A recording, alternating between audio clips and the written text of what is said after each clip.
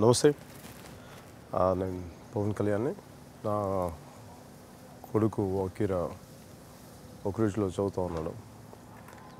ఈ మధ్యన వేరే ఊరి నుంచి ఇక్కడికి ట్రాన్స్ఫర్ అయ్యాడు.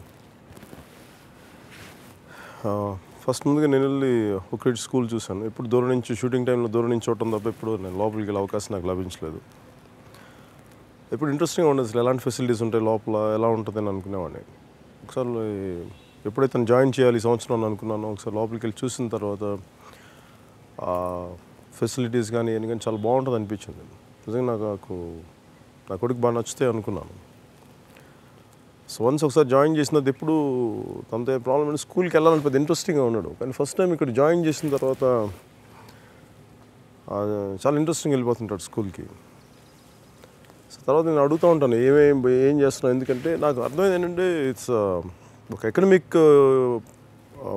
పర్స్పెక్టివ్లోనే కాకుండా ఓవరాల్ పర్సనాలిటీ డెవలప్మెంట్కి సంబంధించిన విషయాలను ఎన్నో టీచ్ చేస్తున్నారు. గేమ్స్ కానీ తర్వాత అన్నీ వాళ్ళకి చాయిస్ ఇచ్చి వాళ్ళతో రెగ్యులర్ ఇంటరాక్షన్స్ తీసుకొని వాళ్ళ ఒపీనియన్ తీసుకొని వాళ్ళు మానిటర్ చేసే విధానం నాకు బాగా నచ్చుతుంది.